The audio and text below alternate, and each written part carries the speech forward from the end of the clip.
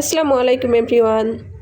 আমি আজকে রান্না করব আমার পেজে একদমই নতুন একটি জিনিস, আর সেটি হচ্ছে খাসির মাংসের মাথা।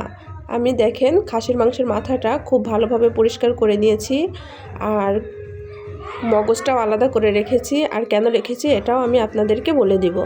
আমি একটা কড়াই বসিয়ে দিয়েছি, তাতে গরম মশলার তেজপাতা আমি একটু দিয়ে তার মধ্যে দিয়ে দিলাম 1 কাপ পেঁয়াজ কুচি আর মরিচ। এটা আমি লাল লাল করে ভেজে নিলাম। এবার আমি এর মধ্যে 2 চামচ রসুন বাটা আর দিয়ে দিচ্ছি 2 চামচ আদা বাটা। আমি এর মধ্যে আরও দিয়ে দিব পরিমাণ মতো লবণ।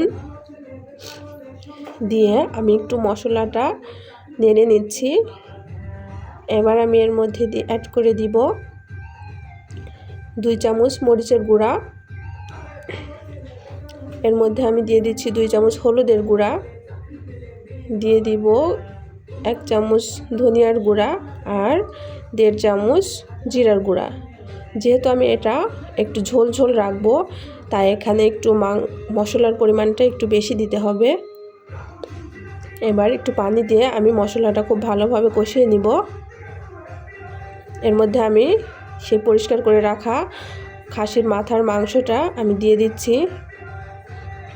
এবার আমি এইভাবে নেড়ে মশলাটা ভালোভাবে কষিয়ে নিচ্ছি মাংসের সাথে। আমার ভিডিওটা যদি আপনাদের কাছে ভালো লাগে তাহলে অবশ্যই লাইক, কমেন্ট, শেয়ার করে দিবেন।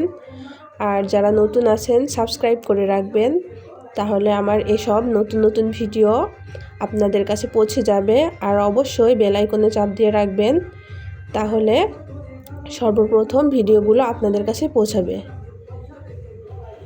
এভাবে আমি অল্প করে পানি দিব আর এই মাংসটা ভালোভাবে কষিয়ে নিব। দেখেন যত সময় যাচ্ছে আমার মাংসের কালারটা কত সুন্দর আসছে। এভাবে আমি কয়েকবার 1 কাপ করে পানি দিয়েছি আর মাংসটা ভালোভাবে কষিয়ে নিয়েছি।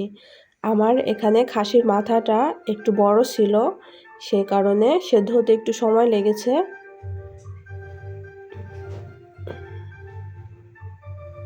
এবার আমি ভালোভাবে মাংসটা কষিয়ে নিয়ে এখানে ঝোল রাখার মতো আমার পরিমাণে আমি পানি দিয়ে দিচ্ছি।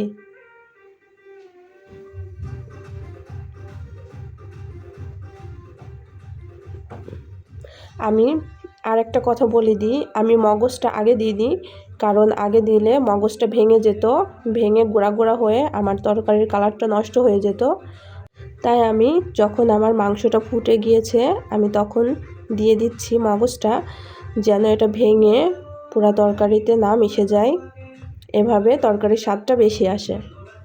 আমি কিন্তু এখানে গরম পানি ব্যবহার করেছি, আপনারা অবশ্যই তরকারিতে গরম পানি ব্যবহার করবেন। এই যে আমার রান্নাটা প্রায় শেষ হয়ে এসেছে। আমি এর মধ্যে দিয়ে দিলাম গরম মশলার গুঁড়া, দিয়ে আমি এবার এটা একটু ফুটিয়ে চুলা থেকে নামিয়ে নিচ্ছি। আমার ভিডিওটা এখানেই শেষ করছি। আল্লাহ হাফেজ।